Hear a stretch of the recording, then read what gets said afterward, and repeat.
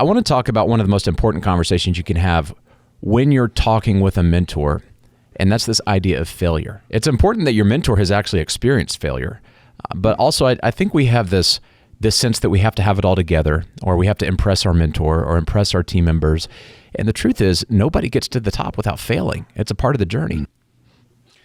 Well, it's been something that I had to learn very early on. The good news is, in the early days, we got lucky. I say lucky because not everything in the world of product launching is going to work. And so Ginsu was a good one. It worked, and we got some good guys. We got Billy Mays and Tony Little and some pretty cool things in the beginning. But instantly, we were launching new products that were failing. And so we would have one success, 5 failures. And by the way, when you're going from the 3rd to the 4th to the 5th in a row, you're thinking you're out of business. This is over. You got lucky once in your life, but all of a sudden, boom, another one's going to hit. So, we ended up, I'll never forget when I brought my 32-year-old son into the business 10 years ago. He had just gotten out of college, Penn State, and we're launching a product, and he was so excited about this product launch. And it's a 3-4 month process of launching a product, and boom, on the day that it launched, it was just devastatingly terrible. Okay. So, and he's like, Dad, we're out of business. And I'm like, no, Brian, I said that you're 0 for 1. Okay. Now let's go do another and another. And so I learned early on, not everything's going to work. And just to try to, you identify the things that are making it work. So we found certain things and certain kinds of products. As Mark said, where are the eyeballs? Kitchen products work. Everybody's got a kitchen. Can you make it demonstrable? Can you show me some magical transformation? So we started developing checklists of how to make things successful, but we realized that failure was part of our day-to-day life. In fact, as Winston Churchill, I love his quote, success is being able to go from failure to failure without the loss of enthusiasm.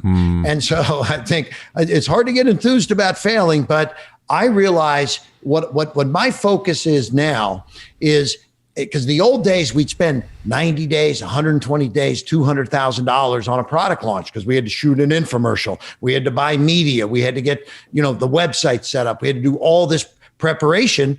And we would spend all the time and pretty much get it to 99% of the way there. And we'd spend 250,000 and it would fail miserably. And we're like, wait a minute, can't we do this in a different fashion where we can find out that without spending the $250,000 in 4 months' time, is there a way we can get it to 80%, fail fast, fail cheap, yes, and not have these big problems? So this was the direction that we had. We said we're still going to be failing, but we need to be able to fail faster and cheaper. And so now we have a formula. We can, for less than $10,000, we can shoot videos, build a funnel, run some ads, get some traffic, and we're going to get a good read on a new product for less than $10,000 and in less than 30 days. Well, and what you're saying is that you're paying a price in failure, but what you're gaining from that is the learning and the wisdom of here's what's going to work. And I love the distinction of failing cheaper because, when you say fail, it doesn't mean you have to fail and it's a fatal failure. It shouldn't have to cost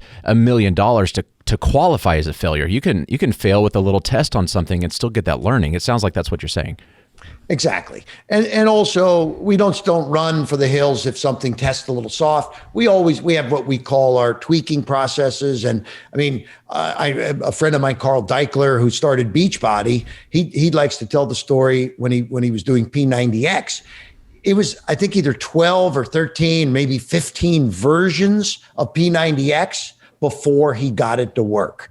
And so you don't necessarily, when you have an investment, you don't want to just run from it. You do owe everybody involved because there's partners and there's people that own, maybe the patents and things like that. So you want to give it a full effort and try to make it work. But one of the great things is being able to do what I just talked about, spending 30 days and $10,000 in this test and then seeing big success. That is an amazing feeling. And so even if we figure we bat about 1 out of 3, 1 out of 4, 1 out of 4 on the outside. So, if we can, 1 out of 3 is in the baseball world, as I say, batting, that'd be 333%. That puts you in the All-Star game every year if you can bat 330%. So, and so that's kind of what we try to focus on, is hitting 1 out of 3 of the things we do, but being able to get there quicker and cheaper.